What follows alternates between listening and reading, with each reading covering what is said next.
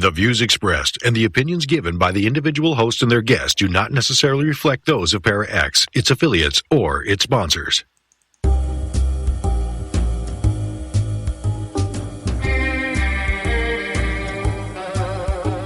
Step outside of your comfort zone.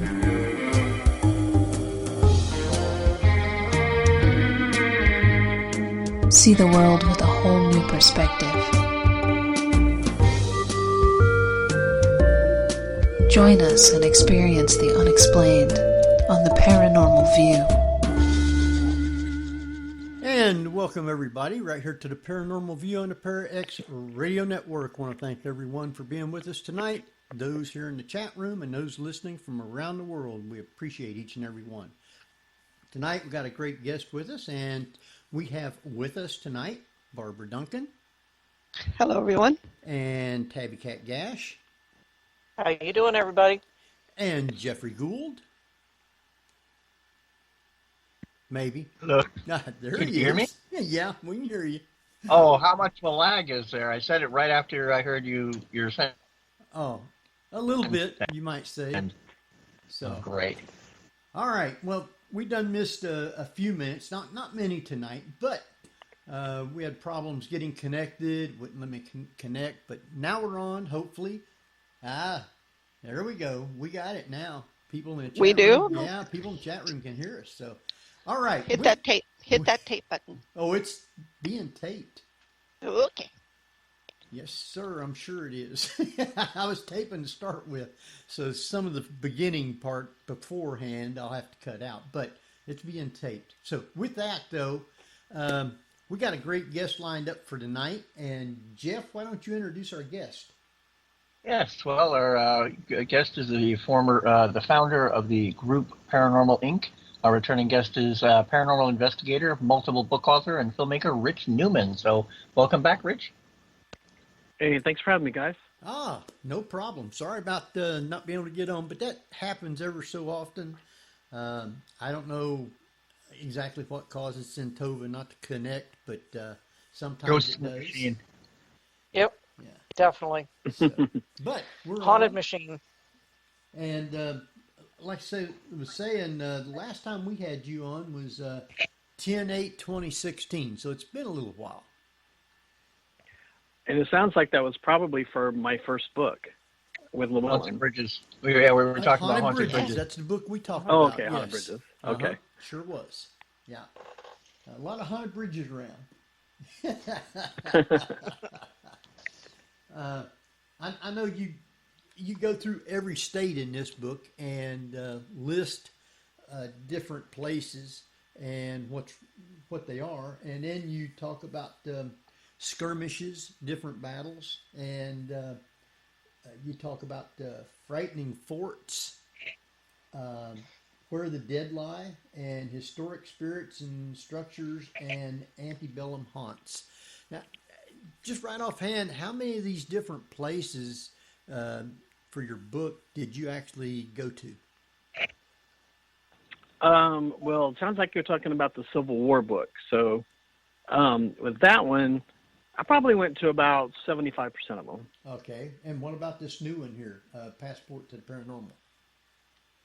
That one I've been to probably more like 90%, because the way that book sort of came about was the very first book that I ever wrote for Llewellyn was called the Ghost Hunter's Field Guide. And it was this massive tome of over 1,100 haunted places, state by state. And when the anniversary sort of came up for that book, they were kind of deciding whether they wanted to do a second updated edition of it or something new.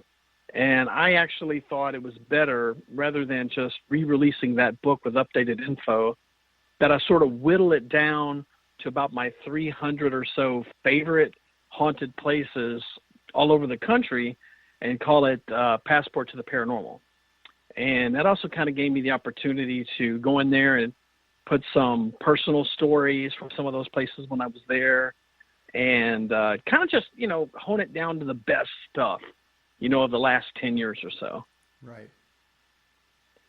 Well, some of the places that you have in your book, I have been to. there's some others that I have been to that wasn't in the book, but they're no longer here. They've been shut down. So I can understand why they wasn't in your book. Oh, sure. And there's places actually, and the reason that we, like I say, talked about doing an updated one of the Ghost Hunters Field Guide is because just like with the issue of your place, a lot of them go out of business. They're bed and breakfast, and then they end up selling out to a private family that moves in. And then a lot of times, too, they just change names. Right. There's a lot of, like, little, especially on the East Coast, there seems to be, like, a lot of flipping on the East Coast that you get a lot of B&Bs, you know, that'll have one name, and then 3 or 4 years later, it's totally changed to a different name. And also the culture changes. Like, one owner is totally cool with the ghost stories and folklore and the stuff that happens there. And then the next owners come in and they fervently deny, you know, that anything's ever happened there, you know, and kind of poo-poo all that stuff. Well, the very first investigation that I went on before I started doing this show was just around the corner from where we live at. It was the Sorg Opera House in Middletown, Ohio. That is now no longer there. I mean, it's the building is there, but it's not. They don't list it as being haunted and have it for investigations. It's now an opera house and plays. They do plays there, and they also do like weddings and stuff like that. So they don't have it set up that you can investigate. That seems to happen a lot. Like, especially if they start getting a lot of negative experiences coming from people coming there and causing problems, or trying, you know, kids trying to break in or something because they want to see the spooky stuff. And so that's not an uncommon story, actually, and sadly. Right. Yeah. Sadly, that really is a very negative aspect of the paranormal field. And it's those few that go to these locations and they either cause damage or they're disrespectful to the owners or the spirits. And the next thing you know, all of the paranormal community gets a bad rap just for a handful of people that just don't know how to behave themselves. It's a shame. It is, and it's also one of the reasons why I almost never put cemeteries in books, just because of how many people have, you know, gone to cemeteries, you know, drinking and hanging out and causing problems and, you know, disrespecting, you know, the dead and the families who have dead there. And so I think the only book that I've actually put cemeteries in has been the Civil War book, because of a few of the you know, Confederate battle, you know, burial grounds and things like that have some great stories. But they tend to be more like mini, like state-ran parks than your typical cemetery. Yeah. Now, in your Civil War book, when you do mention some of the cemeteries, most of them, I think, are pretty much associated with battlefields. So they are very much protected by, you know, the park services that run them, or the municipalities where they're located. So it's fortunate that most of the people that go on to those places, they're watched pretty close, you know, make sure that nothing like that happens. Absolutely. And also, you know, they don't really have recent interments.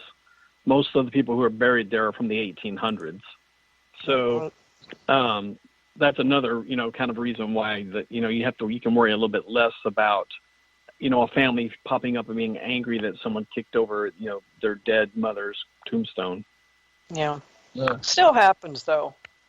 I mean, it really does still happen.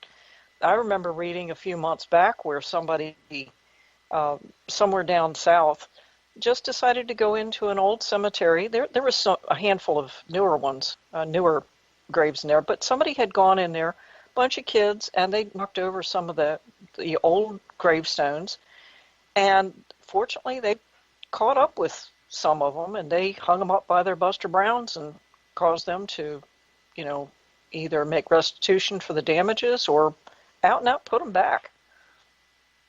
Total disrespect. Sure. Total disrespect. And some of them are really popular, like the cemetery at Chickamauga is a really popular, if not ghost hunting spot, for sure kind of urban legend spot, because people have heard stories of, the green-eyed specter or monster, whichever version of the story you want to go with, that's sort of seen in Chickamauga around that old cemetery. And that's, unfortunately, that one gets a lot of, wrong people visiting there. Yeah. Well, no.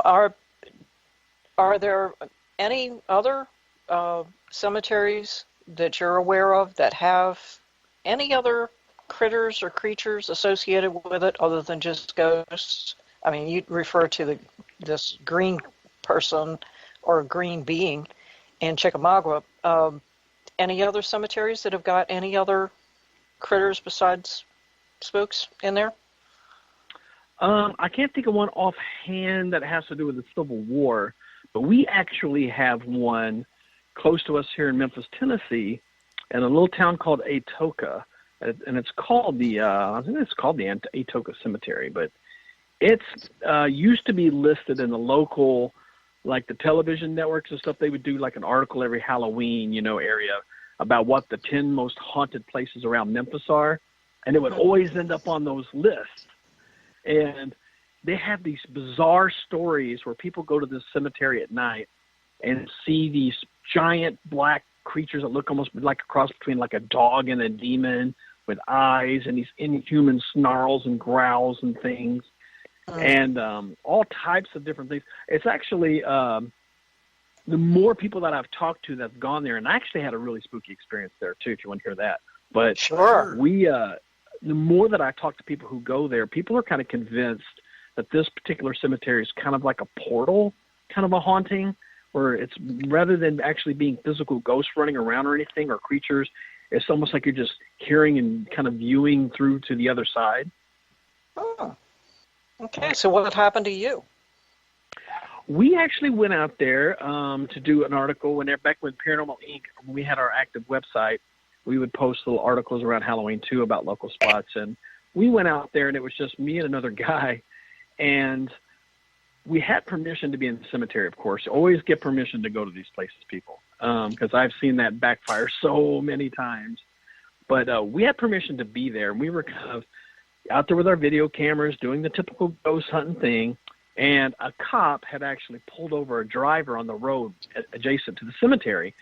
So we decided, even though we have permission to be here, I'd rather not spend 20 minutes explaining to the cop what we're doing. So let's just be quiet for a minute while the cop gives that ticket out. And while we were sitting there quiet, this bizarre, strange sound came from all around us. And it almost sounded like a generator ramping up. It kind of went like, and it just went to this ungodly loud roar sound. And me and the guy, his name was Mike, we looked at each other like, what the hell is this, And, of course, we were excited to go back and listen to the audio recorder, and it's not there. Oh, you can wow. hear us talking. You can hear us react to it, and you can even hear the cop, who is a good 75 feet away from us, giving out the ticket. But this giant sound that filled both of our ears to the point that it sounded like a monster was around us is not on the audio at all. Wow. What do you think would cause that where the audio wouldn't have picked it up? I think it kind of supports that idea of the portal, because I think there's a little bit to be said about sometimes when we see or hear ghostly things, or we'll just say paranormal things, it does seem to be sort of psychically connected rather than physically connected to us. That's why I think sometimes you have someone who'll see a full-bodied apparition and literally two other people looking in the same spot don't see anything. It's almost more like a psychic impression or something. But it was strange. It was nice to have another guy sitting on the tailgate right beside me with his video camera in his hand too. And we both, kind of looked at each other with those wide eyes like, what the heck is this sound, So it would have been weird if only one of us had heard it. Yeah. Validation is the best. Validation. Wow. So, why do you think there are so many hotels and inns around the country that have activity or ghosts? Well, I mean, I always say that the best ghost stories are always attached to great history. And I don't think that a lot of serious ghost hunters out there can be serious ghost hunters unless they also have kind of a love of history and stories about history. They kind of just go hand in hand.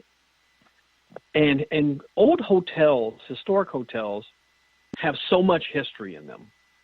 I mean, we think now of all the people who go to, say, hotels to consummate their weddings. They go to hotels to celebrate big events in their life. They go to hotels to commit suicide when they're in despair. These things have been happening at hotels since day one. I mean, you go back to the oldest stories of the coolest Old West boarding house, and there's suicide stories, murders, people mad gambling, the women or guys cheating on each other and having fights, and just all that kind of like high energy history is all trapped in these old hotels.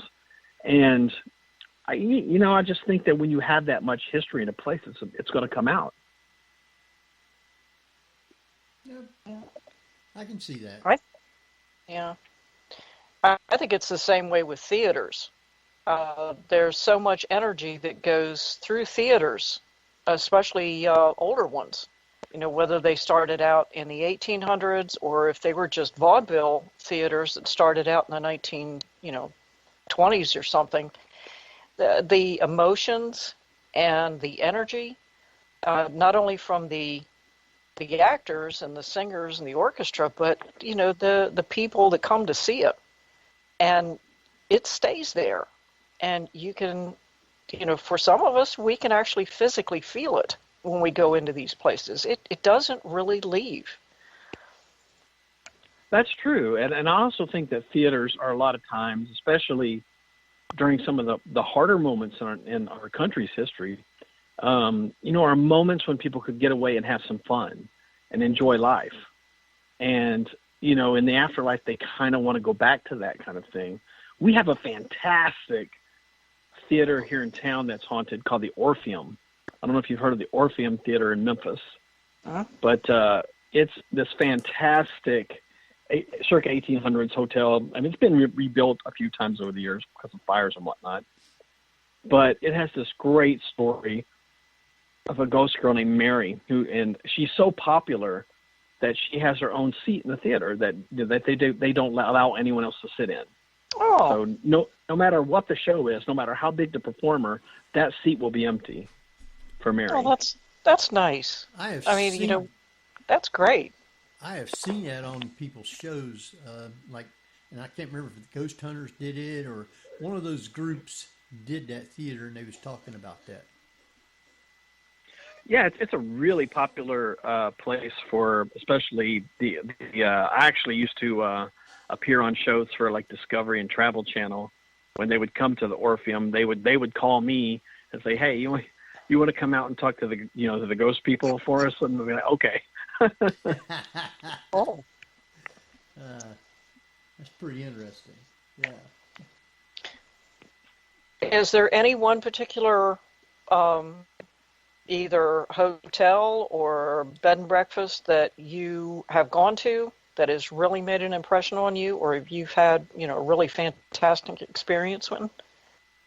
Oh man, so many. I have to say, like, for the last 3.5 years before, we're talking world before COVID here, I was working with Fuji TV from Japan, and they have a show called Nandakor Mystery that they travel to weird, haunted, spooky, paranormal spots all over the world, and then they feature them on this show in Japan. And I worked with those guys mostly in the States. We did, I think, something like 30 episodes or so here in the States. And then I went to Ireland and England with them too for a couple spots. Wow. And working with those guys, we've gone to some fantastic places, where we've gotten some great, experiences. And here close to me, probably our two most popular close by haunts would be the Crescent Hotel in Arkansas, which is about an hour and a half from me. I've heard of that one. And in my hometown of St. Louis is the Limp Mansion that I've been to many times as well. That has a lot of good stuff. Yeah. I worked on a feature film out in Nixa, Missouri a few years ago, and the director, long in advance, had orally promised to let me go to the Crescent Inn, but he kind of reneged and conveniently forgot all about that promise once I was there. Oh, man, you better go after him. He owes you a good trip. And do you know Tim Pilland? I do not. I was under the impression he either worked there or he was very much he was somebody who was like a liaison or something regarding investigation. Oh, he could be. Might be.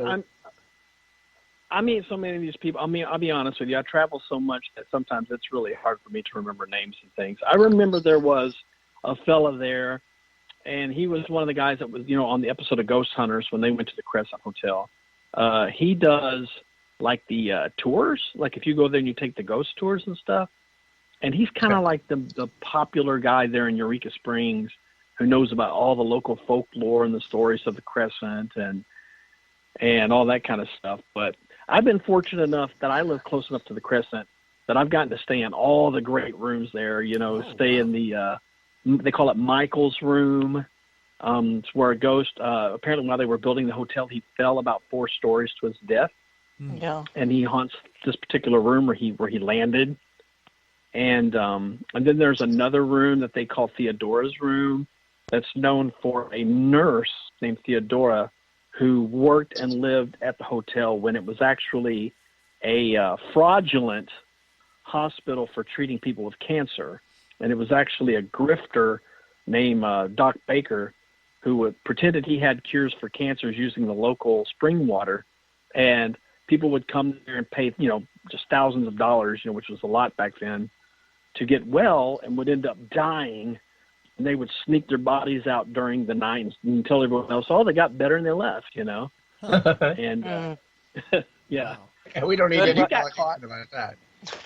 What's that? We don't need to actually meet them and have validation or anything. No, yeah.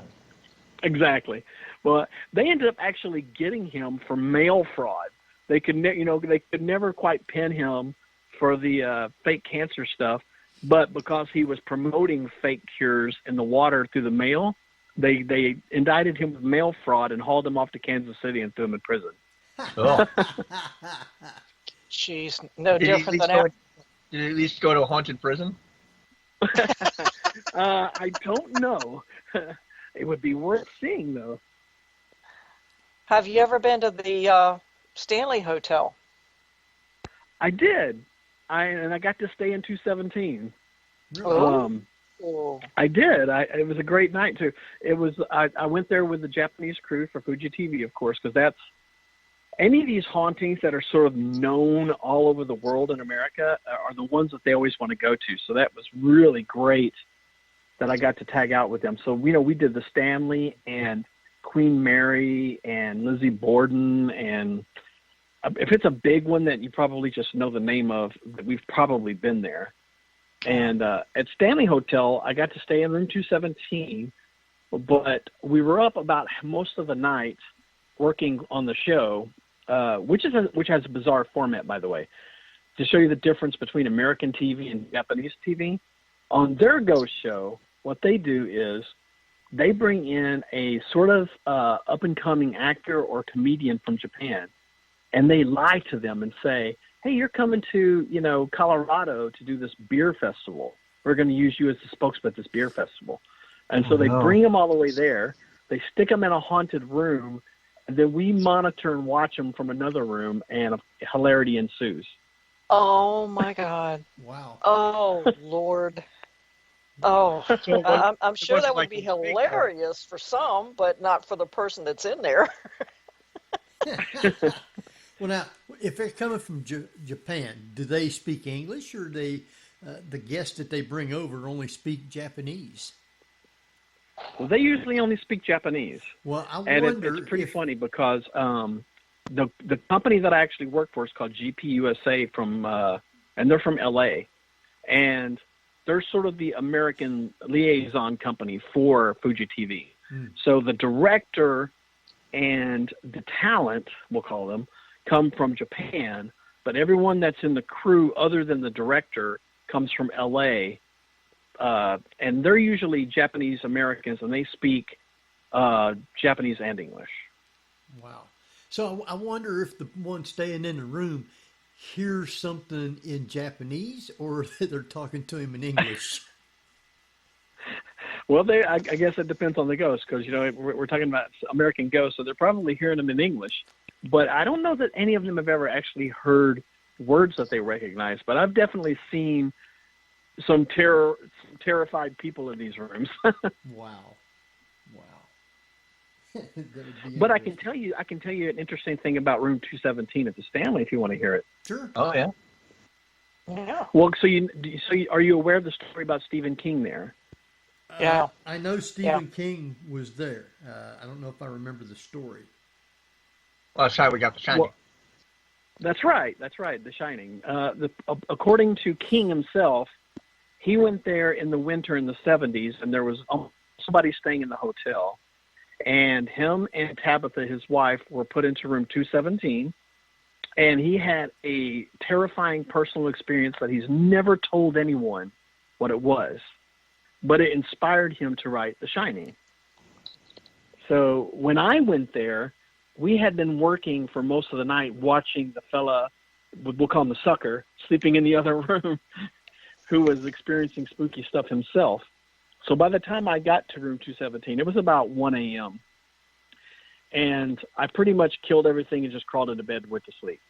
And I think I'd probably been asleep about 20 minutes, and I was startled awake, and I heard a female laughing. And as soon as my brain registered what I was hearing, and I snapped awake, it went away. So I said, okay. And so I went back to sleep.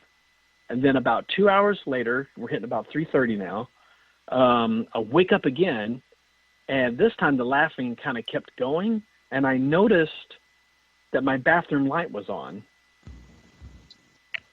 So I get up out of the bed, and I cross the room, and of course you know what's going through my head from The Shining. Yeah. The infamous bathroom and the woman in the tub. Mm-hmm. And I'm thinking to myself, if I open this door and I see what was in The Shining in that tub, I am out of here, man. But I open up the door, and something has taken my toothbrush and thrown it in the floor. Wow. That was about kind of anticlimactic. So I put my toothbrush back, turn the light off, go back to bed. But that was kind of, but that did get me thinking, like, did Stephen King wake up and hear, a female spirit or something coming from the bathroom? And then he went in there and he did see something? I didn't, but maybe he did. And I could see how that would make The Shining. Well, maybe perhaps his wife didn't like the fact that she thought there was another female in the room and said, all right, let's get out of here. Could be. I'd probably be doing that if something ever happened to me in one of them places. Oh, no, you wouldn't, Henry. You'd be sitting there saying, all right, who in the hell's in the bathroom messing with my stuff? I think it would be cool to go visit there. That was one of the things on a list of places that I really wanted to go to. And, maybe one of these days, when things settle down and there aren't fires trying to burn everything down out there, I'll get out there and maybe, hopefully, stay in that room. And if she laughs at me, I'll ask her what the joke was. Wow. Well, that's a great place to go, mainly if for the reason that they really embrace the stories about the place and the haunting there, and they really make you feel welcome about it, and honestly, The Shining saved that hotel, because when King stayed there, it was this dilapidated, outdated, falling apart kind of place. And then after The Shining came out, and he told everyone that he got the idea while staying there, the Stanley became this instant mecca for horror fans, ghost hunters, you name it, you know? Wow. Yeah. Well, I guess that's good PR.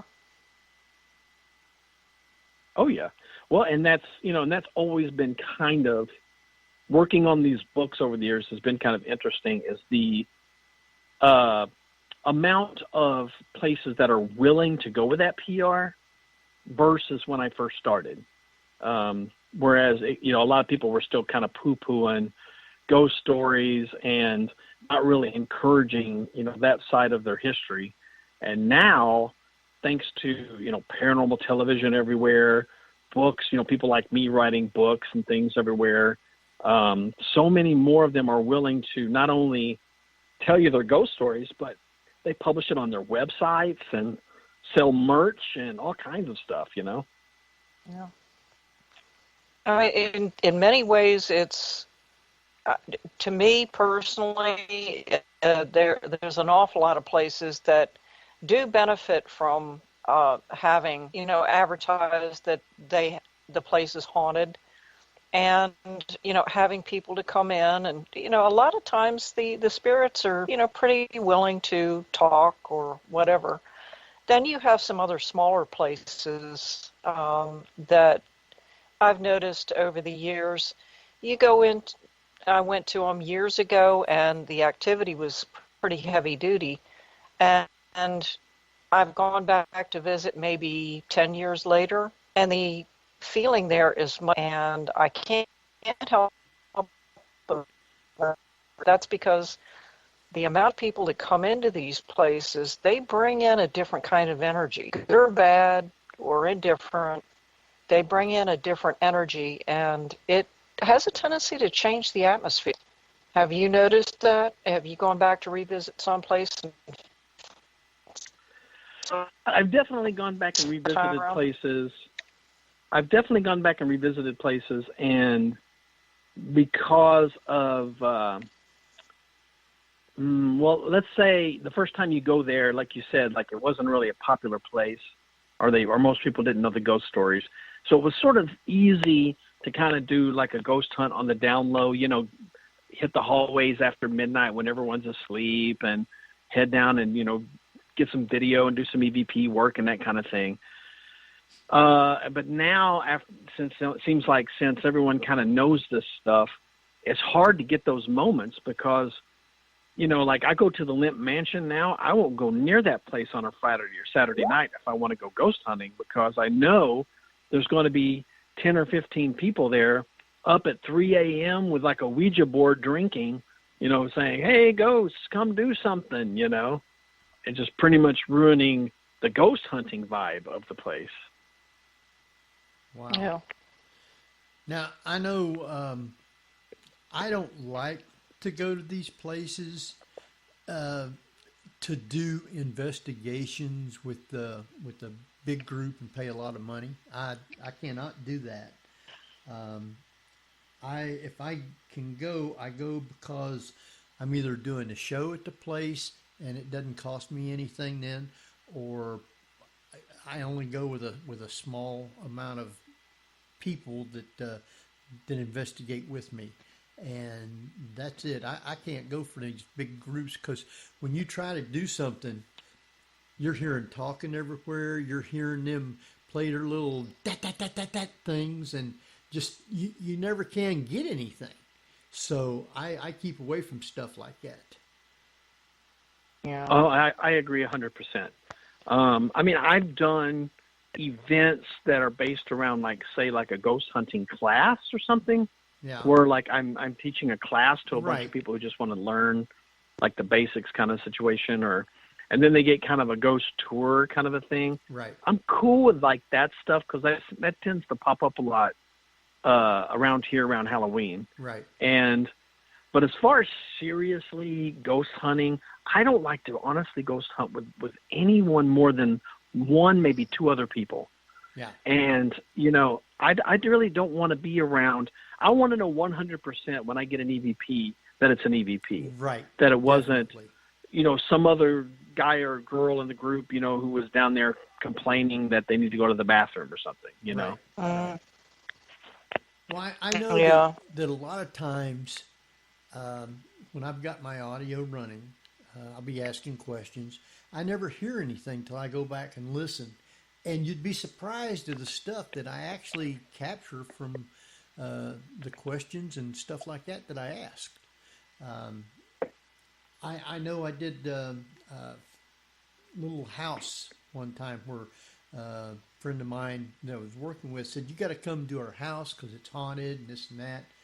And I got our group together and we went. Well, now I usually have a couple investigators and at least one medium.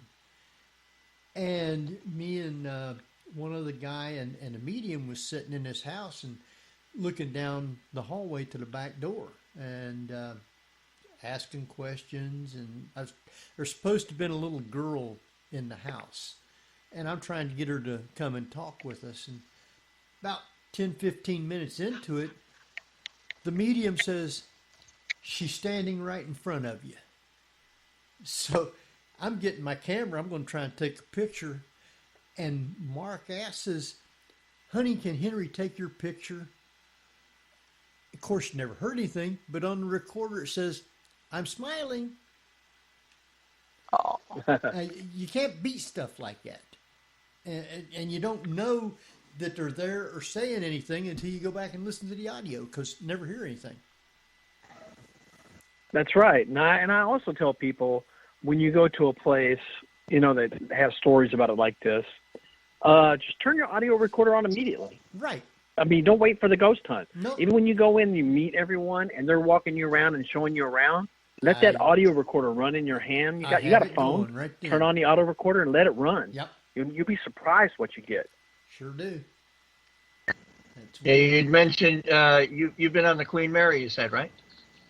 Oh yeah. Yeah, the best and so far only EVP I've ever gotten was on the Queen Mary. Oh, okay. Where was that? That was down in the first class pool area where you've got little girl Jackie and adult Sarah and sort of a grumpy male spirit Jeff, you're breaking up. hanging out. And yeah, I posted it on YouTube. Yeah, I always break. I say more than 3 words. Yes. And Cat's been breaking up. I'll send you the link, Rich, to the EVP. I'll post a link on the report page as well. Cool. With the YouTube.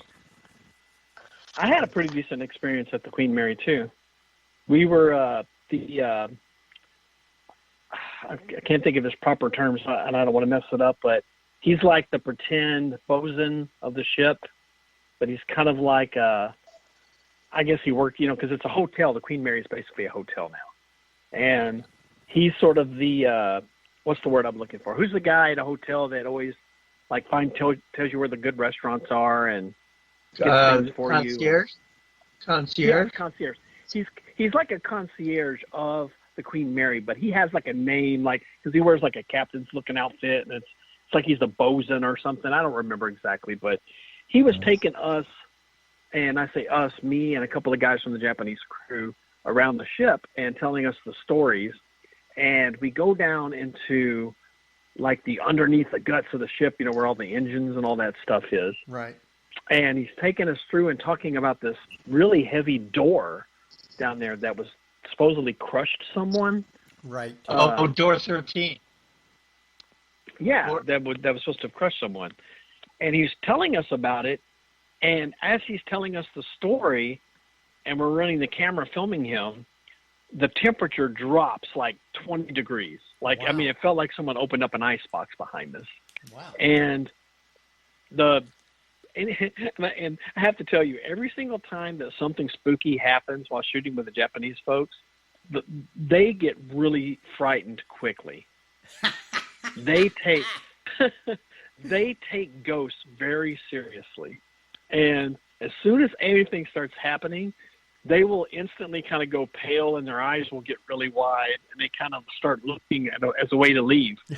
And as soon as the code hit us, the director kind of looked at me with wide eyes, and the camera guy, and then we hear somebody. It sounds like footsteps of someone running straight at us.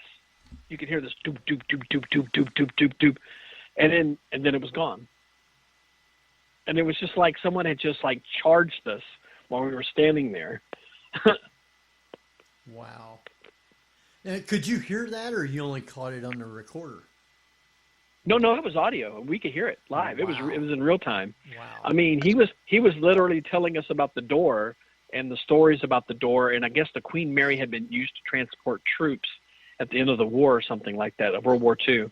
He was telling us the Grey Ghost. Yeah, and he was telling us the stories of that, and then, like I said, all of a sudden the cold hit us, and then no sooner do we start looking at each other and like, do you feel that? And then here comes this toom, toom, toom, toom, toom, toom, toom, toom, toom. Something just like running at us. Wow. Well, taking into account it was World War II, and the ghost of the ship crew member suddenly saw Japanese people on board his ship. Oh dear. Yeah, you're right. Yeah, that could be a trigger of the whole thing. That's right. Wow. Yeah. Trigger object. Yeah, they had painted, when they were doing troop transports, they painted the ship gray, which is why they called it the Grey Ghost. That's right, yeah. Wow.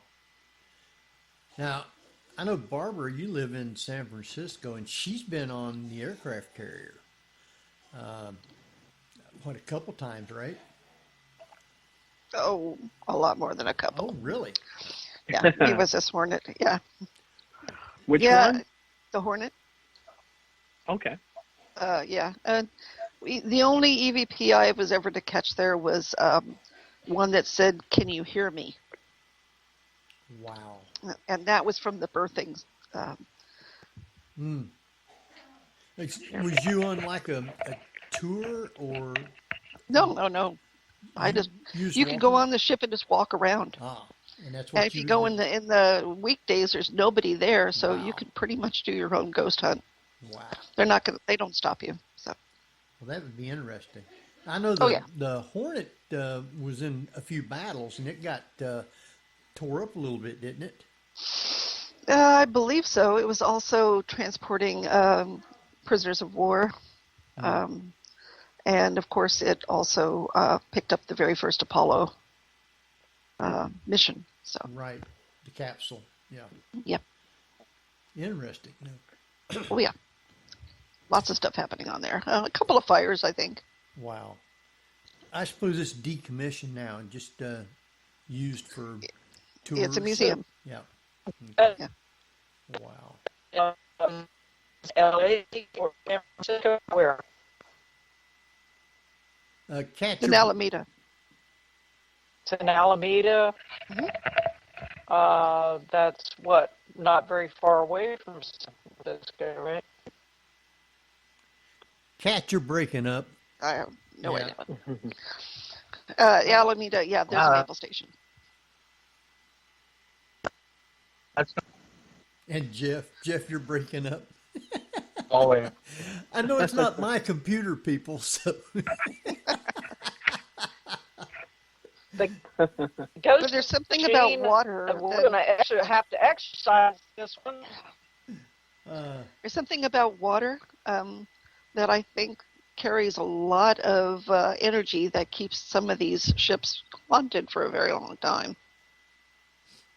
Yeah. It could be. That's one of those theories, where they talk about certain types of rock formations associated around areas of water being sort of like a conduit for trapping, especially a lot of residual type things. So you could be correct on that, for sure. Wow. Have you ever had any experiences with aircraft, Rich? No. I think that's probably one of the few kind of places I've been to that I haven't had something crazy happen. And I don't even know that I've actually investigated any kind of aircraft. I actually just went to the USS Alabama and the USS Drum about 2 weeks ago in Mobile, Alabama. Right. And stayed at a really cool haunted little B&B there. And they had planes there, like all over the grounds. And when I was talking to one of the park, he's not a ranger, but I guess just workers, he was telling me that there was a figure that was like kind of like a shadow person, like an all black figure that's often seen standing next to one of the outdoor B-52 bombers that was used pretty heavily during World War II and even part of the Korean War. And he was saying that sometimes they get, 3 or 4 people in one day who say they see this all black figure just standing next to the underneath the prop near the front wheels of this B-52. Wow. But I don't know that I've ever actually heard of any plane with a story on there. I mean, do you guys know a story like this? Not from aircraft. No, not really. I mean, the only aircraft story that I've ever heard about, mainly just around the hangars more than anything else, not necessarily the planes, but the hangars. But I was just curious about airplanes because, there have been stories over the years, like probably the most popular is the ghost of Flight 401, where after that aircraft crashed, they took parts, bits and pieces of parts out of the wreckage and put them in other aircraft, L-1011 aircraft, and people were seeing ghosts of the crew on those aircraft. And they finally made the correlation that all of these aircraft that they were seeing these ghosts on these aircraft, they had salvaged parts from 401. And so they started yanking them out of there. And once they took all these parts out of there, the hauntings stopped. But I'm sure that there's probably aircraft, since there are so few aircraft that are left anymore, like from the major wars, World War I, II, Korea, Vietnam, that are still in existence, with the exception of that, what is that big, huge graveyard out west that's got 10 million junk planes out there in the desert or something? I'm sure that if people were to go out there at night, because they're not allowed, I'm sure there's got to be a lot of ghosts from people that died on board those aircraft. So you might want to go out there one day, Rich, and see if that shadow person really does exist. That would be a cool thing to hear you talk about next time. Well, that's definitely my kind of trip. And I'll tell you, if I ever heard about a haunted World War I biplane, I'd be all over that thing. I'd probably take a ride in it. World War I aircraft to fly in. I've been in one in Virginia, and they strapped an old World War II parachute to my butt, which was heavier than I was, and stuck me in the cockpit. And I was strapped in to the point where if I wanted to get out, I don't think I could have. And the last words that were said to me before we took off was, in the event that you find yourself outside of the aircraft for some reason, reach under your left armpit and pull that ring. And I'm thinking, how in the hell am I going to get out of the aircraft the way you've got me strapped in? But you're saying that's not an event. That's a horror story. But I mean, that was the last thing that was said to me. And I was thinking, well, how am I supposed to get out with me strapped in with like 6 seat belts? But we did loops and rolls and hammerhead stalls and everything. And it was a birthday gift from my mom's boyfriend. And when I got back down on the ground, she came running over to me and hugged me. And she says, "Oh, I didn't think I was ever going to see you again." And I said, "Well, let's put it this way. We had crashed. At least I was doing something that I was enjoying." That was a lot of fun. That really was.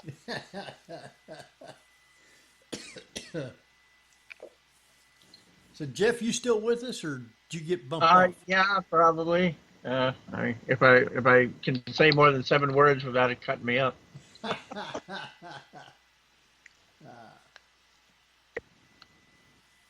Yeah, like I was saying, I tend to get better EVPs and things that happen if I'm just in a small group.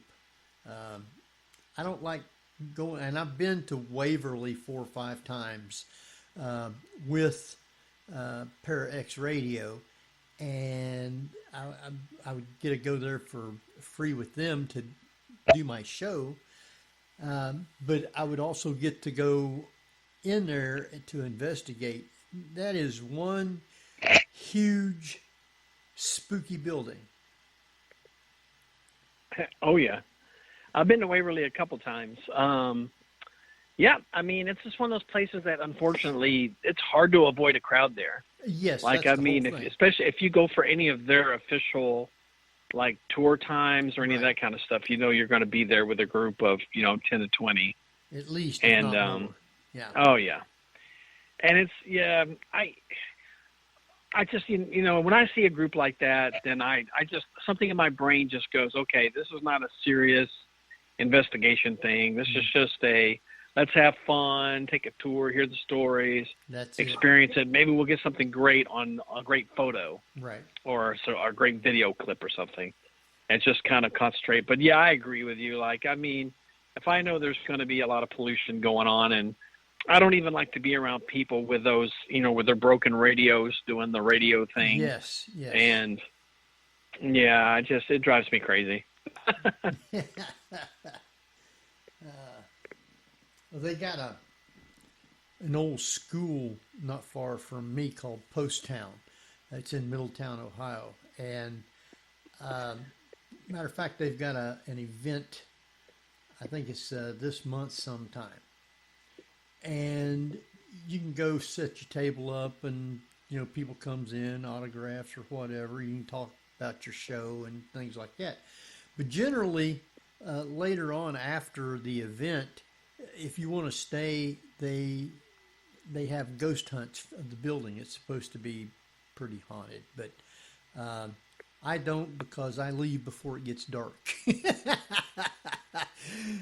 I have to drive home, and I can't see good at night, so I usually come back home. So, but I've been there, I don't know, 4 or 5 times to do the show and just go for setting up for the event and stuff like that. But it's supposed to be haunted, and they tell you the different ghosts and where they're at and stuff like that. I tend to find, though, that you don't get very much if you're with a bunch of people trying to go out and do stuff. It just doesn't work. Yeah, I mean, when we used to do the ghost hunting classes, we would always talk about ghost hunting kind of using an acronym called DICE that I wrote about in the Ghost Hunting for Beginners book that I did for Llewellyn. But it basically comes down to DICE stands for detect, interact, capture, and escalate. And it basically, if you're going to interact with a ghost and kind of get that energy flowing between you, that's kind of the goal you want. You want to kind of start interacting with a ghost. And usually when you can get that going and you can get them talking to you, whether it's EVP or just their disembodied voice and you're hearing it in real time, or maybe they're moving something for you or knocking on the wall or opening a door, whatever, you get that energy going and it can escalate. It's going to get better and better and better. And nothing kills that bit of interaction and that escalation more than, some jackass walking in and going, "Hey, y'all got some beer?"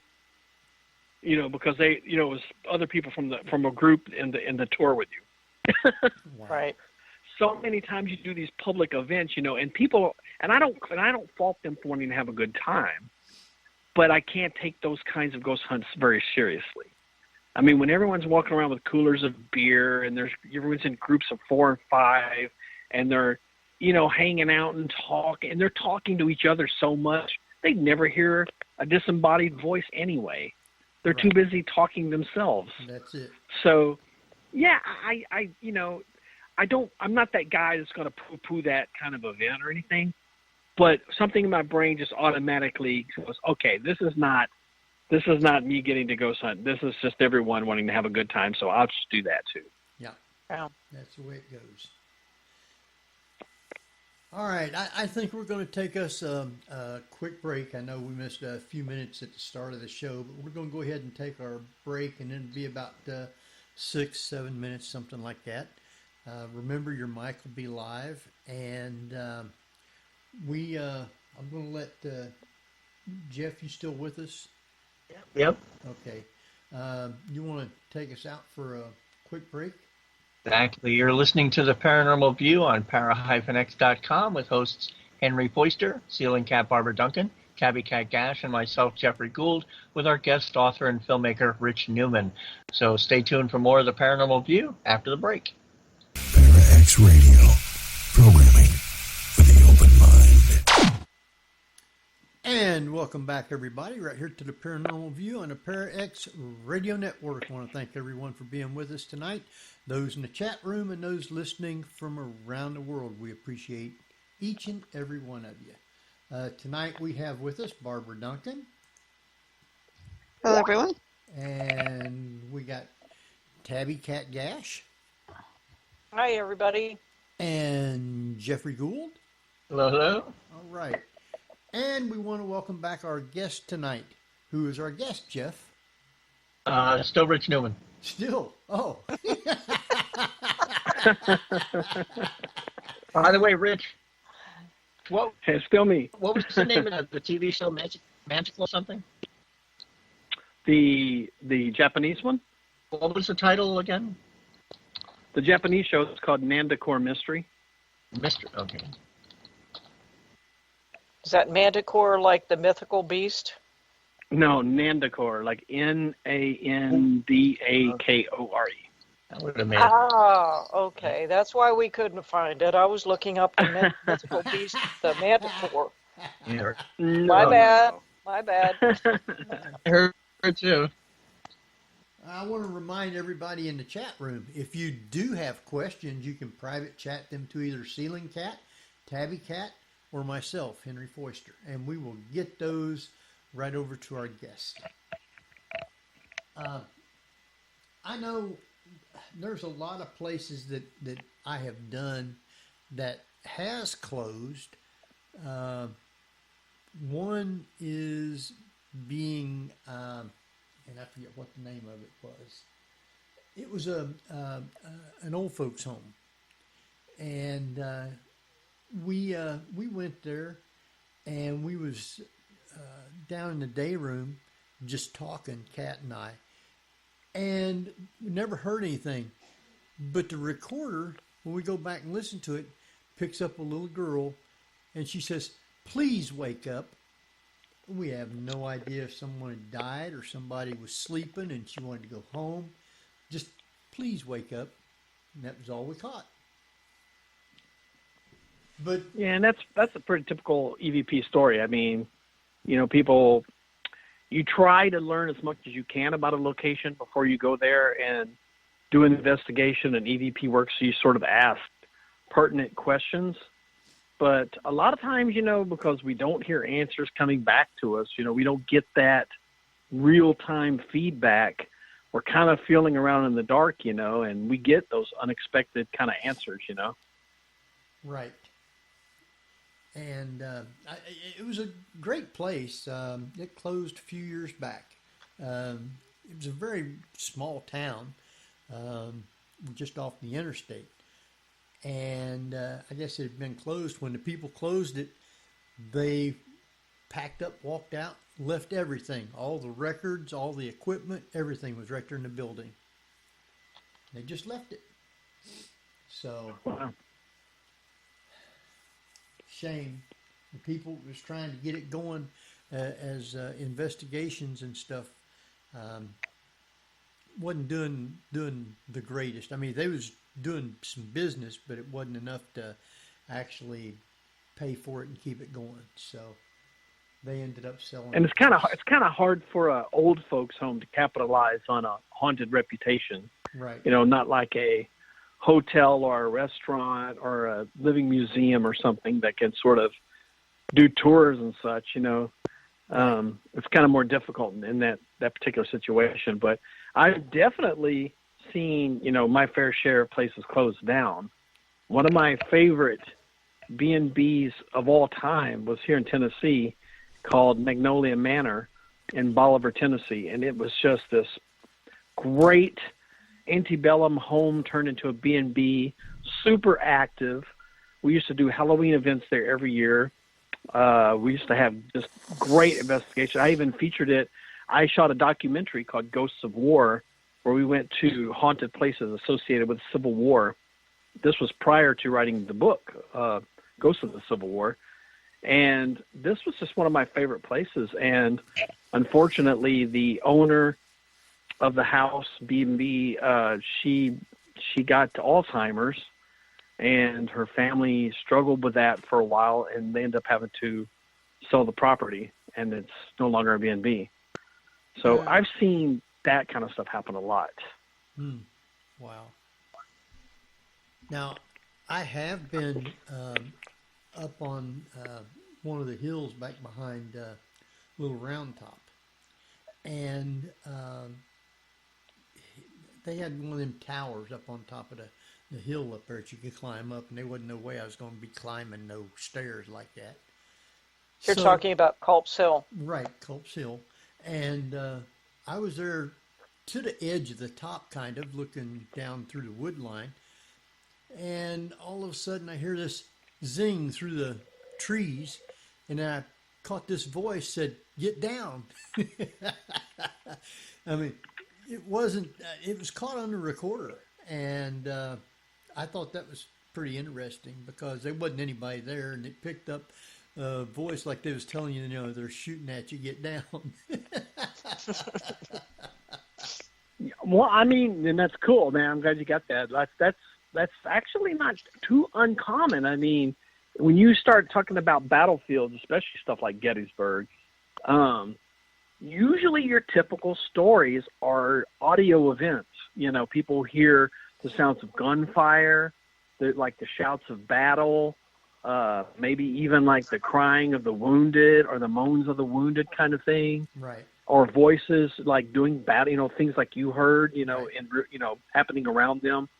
Those are usually the stories you get from battlefields, these sort of residual sounds that would have probably been happening, during the war. Whereas, I'm supposed to go to Gettysburg, at some point this fall, actually. And I love that area. My favorite battlefield spot, though, in the country for sure, and it's definitely, I've gotten some very dark EVPs there, is where the Battles of Stones River here in Tennessee is, outside of Nashville. Right. They have an absolutely horrific spot there, where troops got caught in this gully. And then they thought, this is kind of clever. We'll stay in this gully and they'll never see us up on top as we kind of circle around. And what happened was, it was like, honestly, like shooting the fish in the pond kind of story. Right. The other side jumped up around them and just lit them up. And they were down in this hole, and something like, I don't want to get this number wrong, but it was definitely thousands died in this little ravine. And you go see it in person, you're thinking to yourself, 1,000+ people died in this hole, like right here. And people just get, crazy stuff there. You get the definite battlefield sounds and the moans of pain and anger and the battle cries and all that. But they also get these sort of dark entities that a lot of people, especially up there, I know several paranormal groups up around Franklin, Tennessee, who say that they believe that these are actually non-human entities that are sort of feeding off of the sheer amount of death that kind of happened in that area. And they capture these really dark figures around that area, and these strange, almost hellish kind of sounds on audio and things like that. Wow. I just looked that up. That happened right after Christmas and all the way through New Year's. Yeah, that's a heck of a holiday for those people. I wouldn't have thought that at that period of time they would have been doing a whole lot of fighting, because it had to have been pretty damn cold. Yeah. So and it's also something like 23,000 casualties. Yeah. At Stone River. Wow.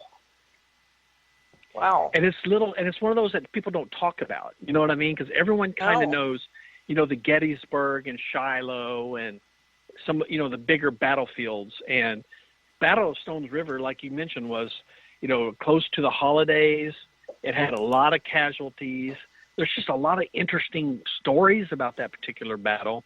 And when you tour Franklin, Tennessee, there's a pair of really cool living museum haunted houses there too. One called the Carter House and one called Carnton Mansion. And man, they're just, you want to talk about, when you walk in a place and you just feel the history, like you feel like you're stepping back in time like that. I mean, you feel that there, Well, it's been a long time since I've been down in that area. I'm going to have to try and visit that area because I've been to a number of battlefields, mostly up around where I am in Maryland.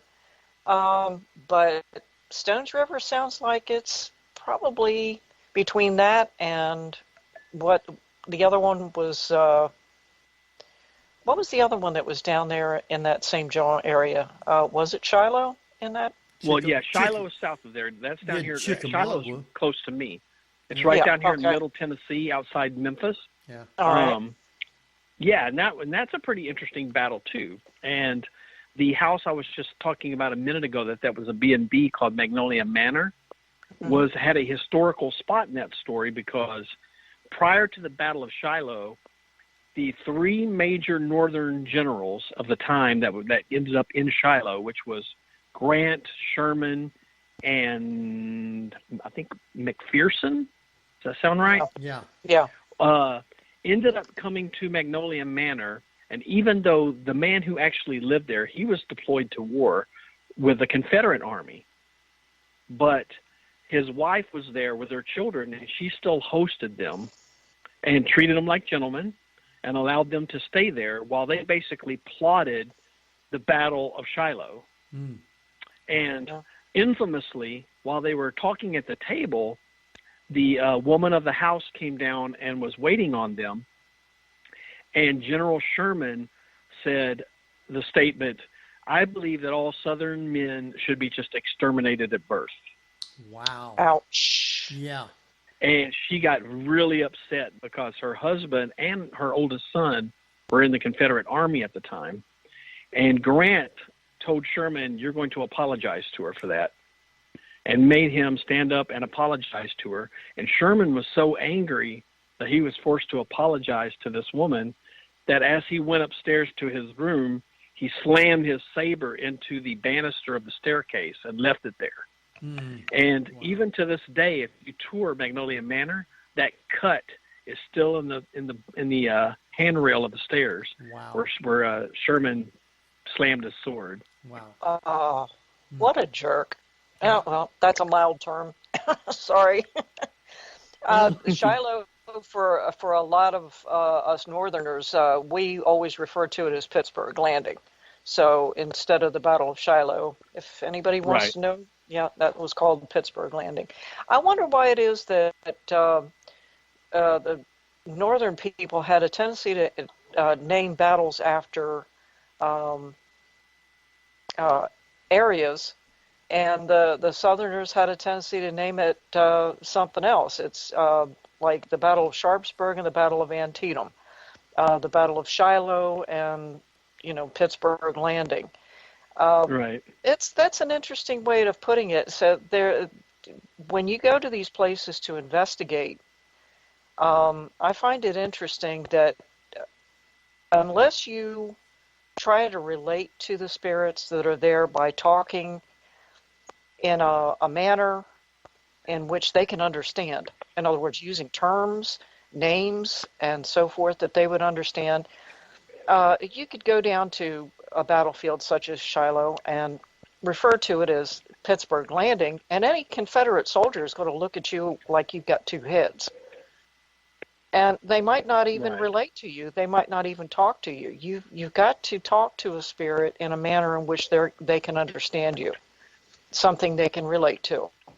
Whether, a trigger object can also just be how you talk to them. If you, like when I go on a battlefield, especially from a long time ago, because photography was still in its infancy, they had a tendency to refer to it as taking your image, not taking your photograph, but taking an image of you. So sometimes what I'll do is ask, if I really get the impression that there's someone there, I will ask them politely, do you mind if I take your image? And so it tickles me to listen to some of these people that are on these ghost hunts where they advertise them, and they're talking in modern day form about things that a ghost from the 1860s probably wouldn't know anything about. Like they wouldn't know what a flashlight is. They know what an oil lamp is. They know what a candle is. But they wouldn't know what a flashlight was. Flashlights weren't invented until the late 1890s, early 1900s. So you've got to use the vernacular and the things that they're familiar with. It's like going into a location that they don't even speak English and expecting the spirits to understand you. That tickles me. All I can figure is maybe the argument is because if they're an intelligent ghost and they've been hanging out for 200 years, that they've paid attention to these changes around the house and heard everyone else kind of talking about it or something. But I mean, I see exactly what you're saying though. And I think that sometimes kind of falling back into a vernacular and even acting in a way that was sort of related to when they were alive is a really good way to get in some interaction going with a spirit. Are you guys familiar at all with the term of Singapore theory? Yes, I am. No. Yeah. Right. So, well, Singapore theory is the idea of sort of introducing something to the atmosphere that is indicative of the period in which the ghost would have lived. And usually this is done with music. And I have found that this works really well at antebellum homes and things associated with the Civil War, where we would actually, in my phone, I actually have a sort of greatest hits of the Civil War kind of thing. And it's all this kind of bluegrass music. And we would just kind of put it on, and it's going to render your EVPs useless. So before you start thinking about that, the music's going to mess up your EVPs. But when you play the music, you can feel almost like the atmosphere will kind of get charged, like they're hearing music from their day, and it just sort of gets them going and interacting with you. Uh-huh. Wow, hadn't thought of that. Now there's Go ahead, sorry, Henry. There was a time I was at a Trans-Allegheny Lunatic Asylum in Weston, West Virginia. And I had, because the place has a history dating back just prior to the Civil War, there was, many patients, and there were also residents of on the fourth floor that dated, way up until the 70s. So what I did was record music from the different eras. And as I was going along, I was playing different music, trying to get a reaction. And I finally got, I did get a couple of interesting EVPs, but the best interaction that I got using that type of technique was that I was playing music by Elvis Presley on the fourth floor where the residences were, and whoever it was did not like Elvis, because they slammed the door on me. It was like, no, I want you out. So in order to try and make sure that it wasn't the wind or somebody else or whatever, I walked back in there and I said, okay, well, I'm going to play this again, and if you don't like it, let me know. Well, I had no sooner played it and started to walk away than bam, the door slams again. So, okay, you didn't like Elvis Presley. Sorry about that. Now there's a That'd be a crime in Memphis. oh yeah. Well, Or I was playing, I think it was, I was playing the Battle Hymn of the Republic. I was playing it at a bed and breakfast in Erie, Pennsylvania. And this particular bed and breakfast was notorious for having a lot of Confederate people that came up there after the war. And one in particular would come into the inn and stay at the bar quite often. And he was a roughhouser and caused a lot of problems. And eventually he got murdered somewhere in the town. And it was said that he comes back every now and then. Well, I happened to have my recorder on, and I was playing the Battle Hymn of the Republic, and I felt the scrape across my neck, and it burned. And I asked the person next to me to shine their flashlight on my throat, and here there was a thin red line across my throat. And I realized, okay, this person just did not like the fact that I was playing a Union song. Needless to say, I didn't play it anymore that night. There's a place that I have always wanted to go to investigate. I mean, it's outside, but I still would like to go there and just feel the vibes and if I could actually get anything. And it's in southwestern North Dakota and southeastern Montana. The Battle of the Little Bighorn. Okay. Have you ever been there? No, I haven't actually, but I've heard stories from them for sure. I've heard that if you go there and just do your recorder, you can hear chants and the drums and stuff like that from the Indians. Oh yeah, I bet. And I mean, a lot of the places around there are so associated with the key figures from that battle. Of course, it was General Custer, right? Right. Custer Yes. got killed there. Yeah. So I mean, you get up in that area too, like Custer and a few of the other people that were sort of his big dogs that worked with him were big landowners in that whole area. So a lot of even the haunted hotels and old, like stagecoach stations and saloons and things like that up there in that area are usually associated with those guys. And they have their own kind of ghost stories about Custer and his fellows. Wow. Now, Barbara, I don't know if you've done any investigations in San Francisco, but have you ever heard of people getting a lot of stuff from around the 1906 area when they had the big earthquake there? None that I'm aware of.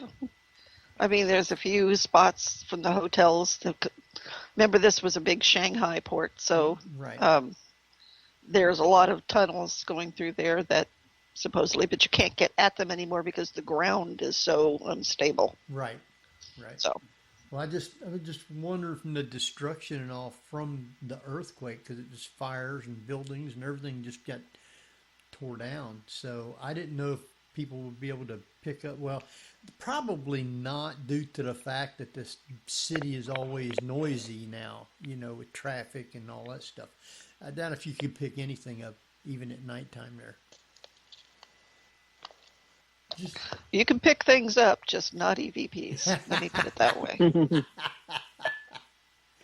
No telling. It sounds like Memphis at night. Oh, yeah. Oh, I bet Memphis too, yeah. Wow. So I know that there's a lot of places around that I would have liked to have been able to go to investigate, but I'm not traveling anymore now, very little. Usually we'll go to Gettysburg once a year, and everybody comes there and gets up with me, and we have a good time. But I haven't been the last 2 years. I'm not going this year. A lot of it is due to COVID, and it's trying to make a big comeback. So how much has the COVID affected I would say the paranormal in general. I doubt that it's affected the ghosts a whole lot, but it's No. definitely affected, hotel travel and tourism for sure. I mean, and it's, the last year I kind of looked at it as like, this is an opportunity for me to sit down and write this book, Passport to Paranormal, and, do this update that Llewellyn's been wanting for the last, year or so. And I just kind of, took it as that. But now that we're heading into the pandemic part 2, it's getting very frustrating to not be able to travel. And this has really been more evident on my end from, of course, the guys from Fuji TV can't really come into the country. And Japan has had its own problems with the pandemic. Right. They don't have the access to the vaccine that we have, and they've really struggled with getting everyone vaccinated and dealing with quarantines and all that kind of stuff. So I don't know that it's affecting ghosts, but it's definitely affecting paranormal tourism.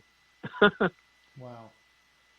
So how many places or locations have you got to go to or done out in the Southwest and West?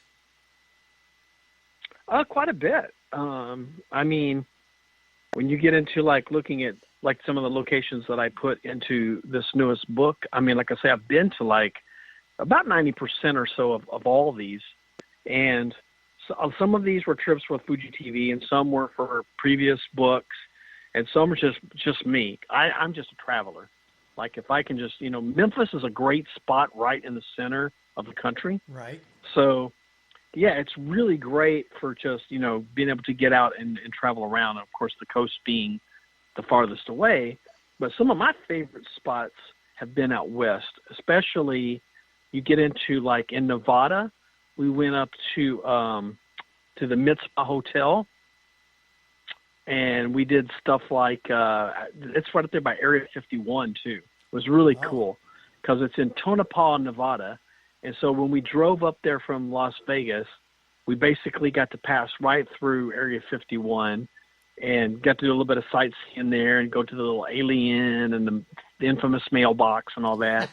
And then went up to Tonopah, and they have this great circa late 1800s hotel called the Mitzpah. That just is really cool because you can it still looks like a 1800s saloon. Wow. Except with slot machines. Slot machines. I mean, it's still Nevada, right? Right. It's still got bandits, right? The one-armed kind. Exactly. So I mean, some of my favorite spots are out there. We also went to Arizona, and I love the Hotel Monte Vista. I don't know if you guys are familiar with this place. Where's it at? In Arizona. It's in the hippie town in Arizona. Usually I can just name it off the top of my Sedona? head. Sedonia? Which one? Sedonia? No, but it's in that area. Bisbee? Well, you got Sedona, you got Flagstaff, you got Bisbee. Bisbee's Flagstaff. It's in Flagstaff. Oh, okay. That's it. Yes. It's in Flagstaff. And what was cool, I remember because I'm also this huge craft beer nerd. And so it was awesome because when we went there, we're at the Hotel Monte Vista and hearing all the cool stories about this place. And as they're telling us about the stories, I'm looking around, and there's something like 10 craft breweries all in walking distance. And I'm thinking, this is going to be a fun night. Wow.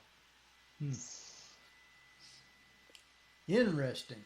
I like the Old West. I like the old cowboys and all that stuff because I was a big cowboy nerd, like Hopalong Cassidy and Tim Holt, all them old cowboys. And so I always wanted to be go out west and be able to ride a horse and stuff. Of course, you can ride horses everywhere, but I mean, going out there, it'd be something else altogether for me.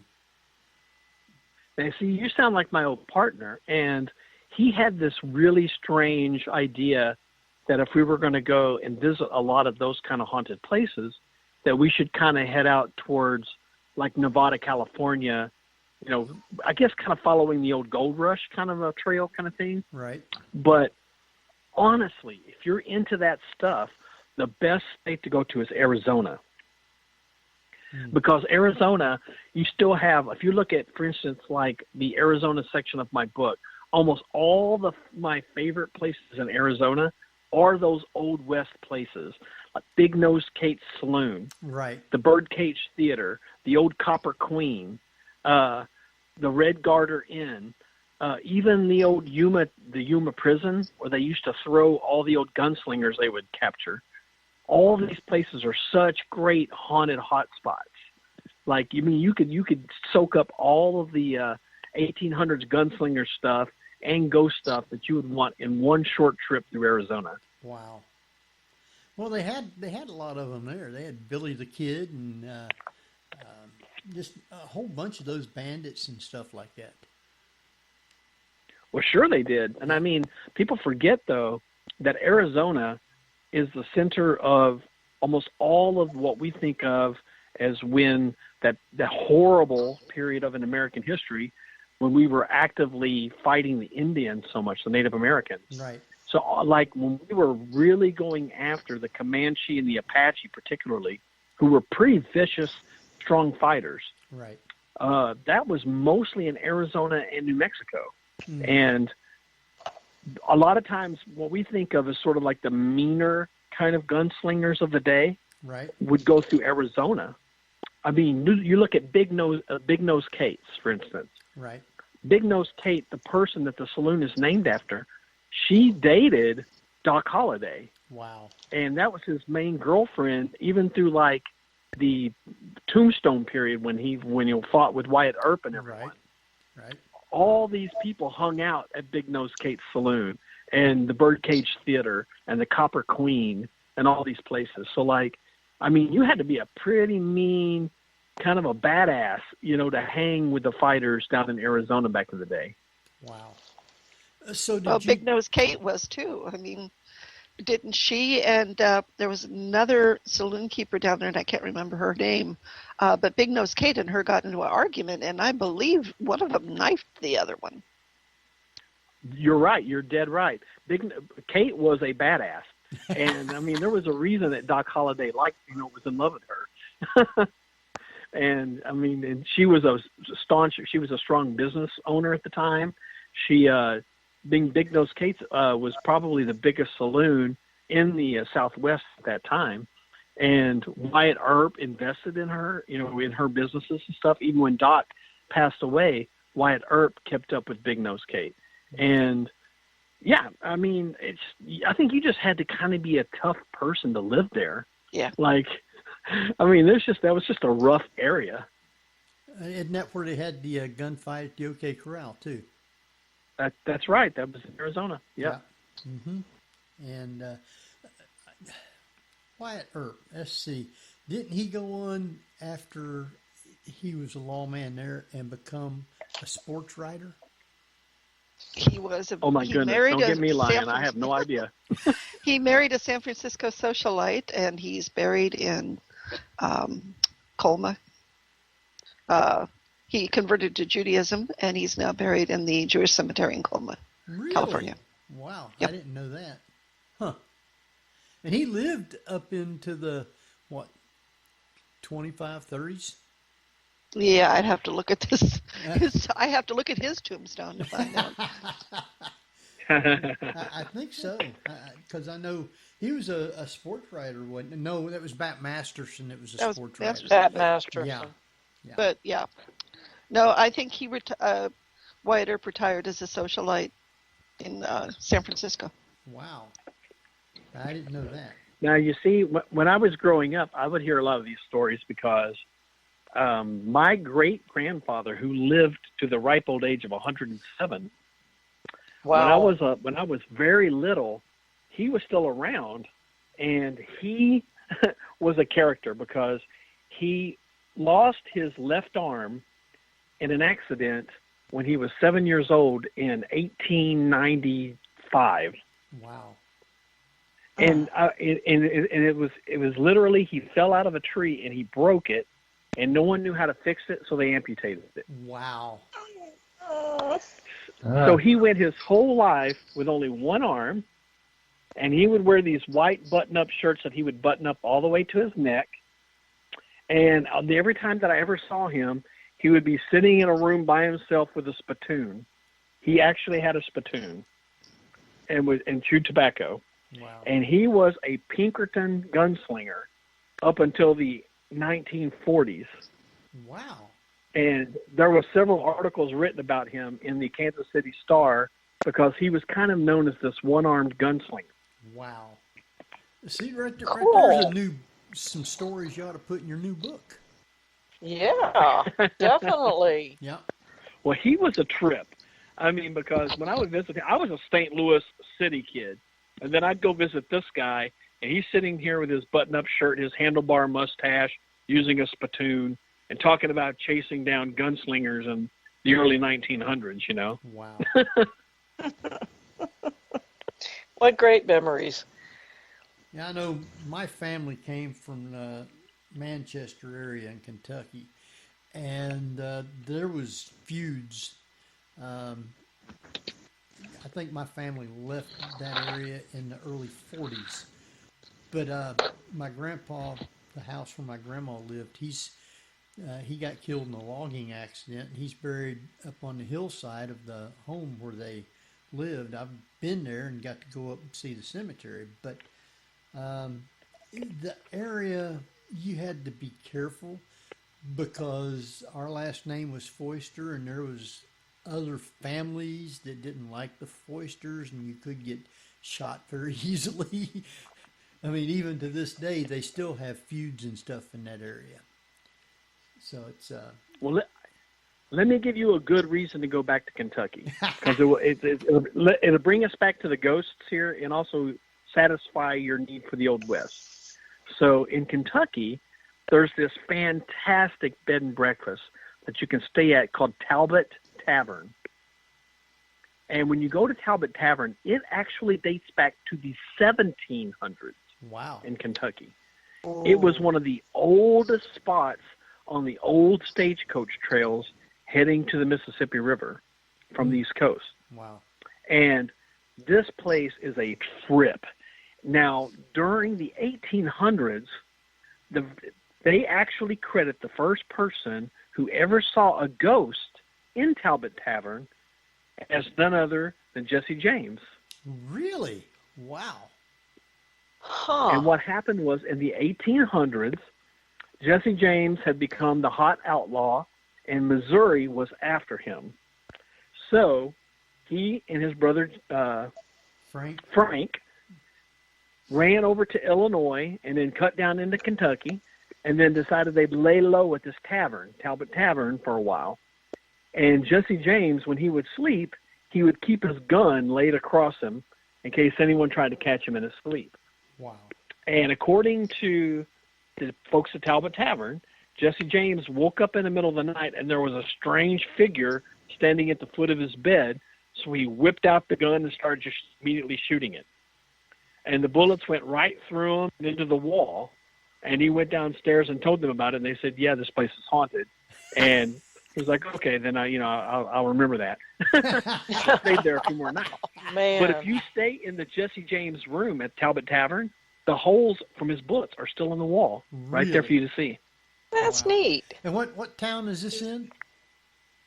Bardstown, Kentucky. Oh, I know where Bardstown is. Yeah. Wow. That's down there close to Louisville. Yeah. Wow. That's interesting. I'll have to. What's the name of the inn? The Talbot Tavern. Talbott. Talbot Tavern. Yep. And Bardstown has a lot of interesting haunted space. Right next door to it was the local prison.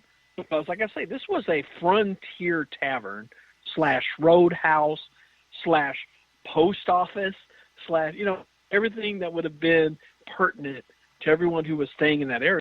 Everything went through the Talbot. And so they built this little prison right next door And it's a B&B now that's also haunted that you can stay in, and you can actually sleep in one of the cells, and it's called Jailer's Inn. Wow. I don't think I would want to stay there. Oh, why not? That sounds like fun. Yeah, right. You go ahead and stay there and let me know what you see.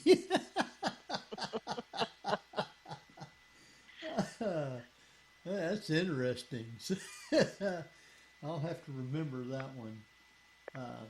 I know there's a lot of stories of Kentucky like that. We have a guy that comes on the show, and he's a writer and author, and he has all kinds of books with little short stories about tombstones and different things like that, and stories of how some of them died, and just really good little books. And he's due to be on again. I think it's next month sometime. But he's real interesting. But all his stuff is from around Kentucky there, and I thought that was real interesting. So I'll have to let him know about this place. He might want to go over there and write about it. He probably knows about it. He might. So, especially if he likes bourbon. That's also like the big bourbon area. Yeah, it is, right. Well, Tennessee, yeah. Kentucky bourbon, yeah. You get Kentucky bourbon. Yeah, it's down there close to, I guess just not too far from Lexington. That's right, yeah. It's south of Louisville, southwest of Lexington. Right, right. So, interesting. Now, Rich, during your travels, have you found that, are there any particular areas within the United States that you found to have the most paranormal stories come from? I mean, not including battlefields, which of course are notorious for them, but I'm just referring to general areas such as the South or the North or the Northeast or the West Coast. Well, don't we kind of all generally acknowledge that the entire city of New Orleans is haunted? I would say so. Well, yeah. I've never been there. Excuse me. Hairball. I've definitely seen quite a few cities that seem like they have quite a large plethora of haunted spots, New Orleans being the most obvious. I mean, I don't think you can go to a place in the French Quarter that doesn't have a ghost story, or an interesting tale about it. Right. And Savannah, Georgia is right there with it.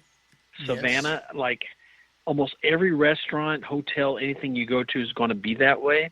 But I've also seen that in smaller towns that just seem to sort of, whether you want to kind of pull on something like the idea of a portal or even ley lines or something like that it just happens that everything there seems to have some kind of bizarre, strange tales.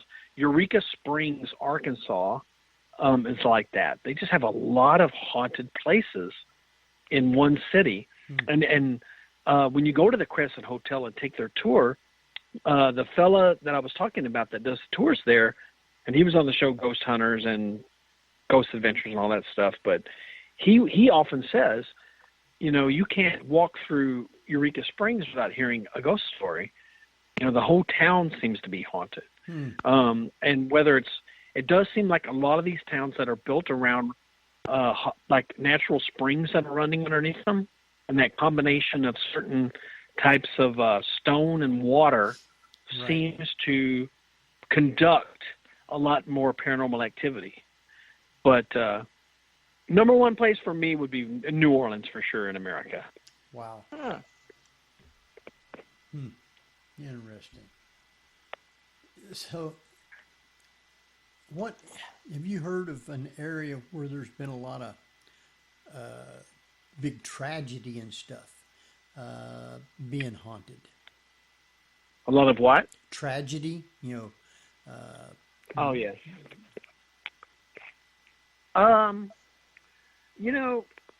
It seems like, when you get up into like places in Chicago because of the Great Fire back in the day, there seems to be a lot of places that their ghost stories revolve around that one event. Wow. And you'll hear that quite a bit when you go up like to the Congress Hotel and a few other the key hot spots up there. You know, they'll talk a lot about the great fires that happened in Chicago back in the day.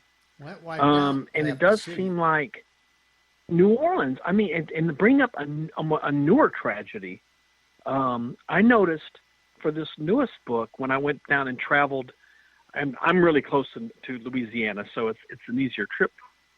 But, and some of my favorite haunted places in the country are in New Orleans, so I'm down there quite a bit.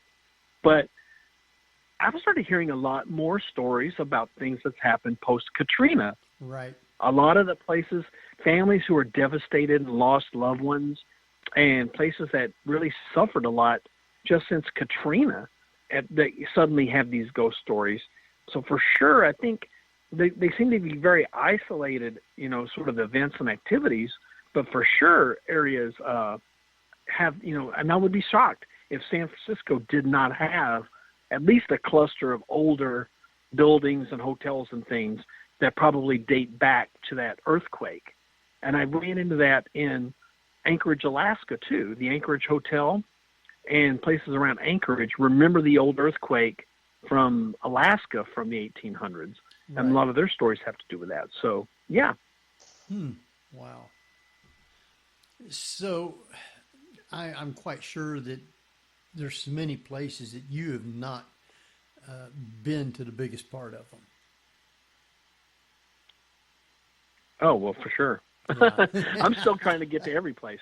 I don't know what you guys, I mean, we do the best we can, right? We go to as many haunted places as we can. Right.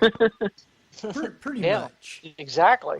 And yeah, I find a lot of private residence people, you know, ask me to go to or something where I have gotten quite a bit of stuff. Really interesting stuff. But you know, it's just what you pick up. You don't know that much history about, because the people hadn't lived there for very long or whatever, and they don't know any tragedy or history of anything. So when you pick stuff up like that, you just have to assume that it's there from something else. Well, speaking of ghostly items, is anybody else hearing a little tiny bell? Yes. Okay. I have not been hearing a bell. I have not listened for it, but I've got the recording, so. Yeah. It's just like somebody hitting a small little tinkle bell. Metal bell, just like ding. Huh. Yeah. Well, yeah, I've heard it periodically. I know the one night I was picking up foghorns, and I even asked Barbara, I said, "You guys hear foghorn out there?" And she says, "No, there's nothing here." But I mean, it was. We don't have any ships going by. Nope, nothing. Just foghorn. Well, I've always had a kind of bizarre relationship with private cases, in that, you know, I always tell people to be, you know, especially people who are starting new paranormal groups, to be sort of leery of doing private cases, just because when you do a haunting at a private home, there's a certain amount of expectation that sort of comes with it, and it's difficult to wade into a private haunting, and, you know, those people are kind of coming to you because they want you kind of to get rid of the ghost.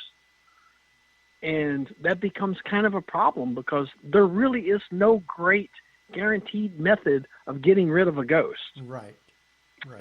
And I've seen this come up time and time again, you know, where people are genuinely beleaguered with, you know, a haunting, and they call some, you know, local group that's, you know, a bunch of people who just get together to have fun at ghost places and stuff like that. Right. And they come in, and they're so caught up in capturing EVPs and trying to get photos, videos and stuff. You know, they're not thinking, you know, this is a real family who's living here who wants actual resolution. Yeah. You know, this isn't the Stanley Hotel. You're not going to leave tomorrow and go eat at Waffle House and go, man, that was cool. Okay, let's go home. You know, these people want an actual resolution to this. You know, they came to you for a reason. And, you know, you have to kind of tread lightly in that territory. And, you know, and I used to tell people up front, you know, if it turns out you're really haunted, you know, there's no guaranteed way to get rid of ghosts. Right. I mean, I can't make them leave. No. You know, if the spirits themselves maybe came from a religious background, maybe you can get somebody out here and the act of a blessing maybe coaxes them into going on, kind of a thing. But beyond that, I really don't know a great method for getting rid of ghosts from a private residence. And time again, I have people say, you know, what do you think about private cases? I'm like, you know, I'll be honest with you, I avoid them. Yeah. You know, I mean, I hate to say that, but I do. And my next book that I'm already working on, probably I'm knee deep in, about halfway through, is actually a book about a private case that I've been working with 3 generations of a family in Missouri who've lived in a haunted place. Wow. And that has been a hell of a trip working with these people and hearing their story. Wow. And so I just tell new paranormal groups to tread lightly with private cases, because it's not the same thing as, you know, going to the Crescent and having a good night and getting some ghost stuff, and then you head home the next day. Right. You're gonna be getting into the lives of a real family who want resolution, and you got to stay there and be there for them. If you're not prepared to do that, then you may want to skip on that private case. Our time has run right on by.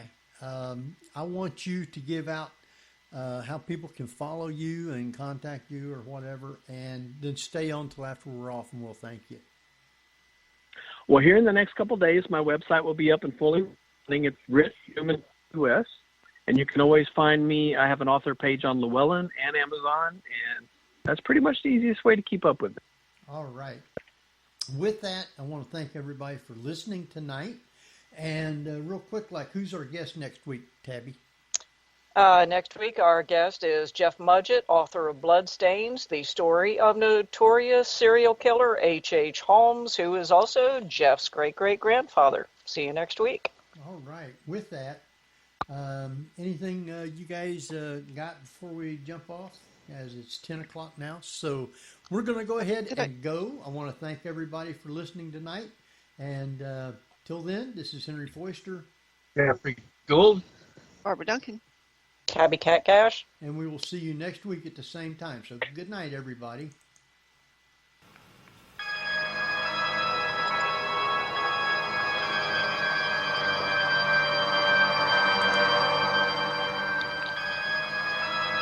You've been listening to the Paranormal View on the ParaX Radio Network. Join us again next week at the same time for more of the Paranormal View.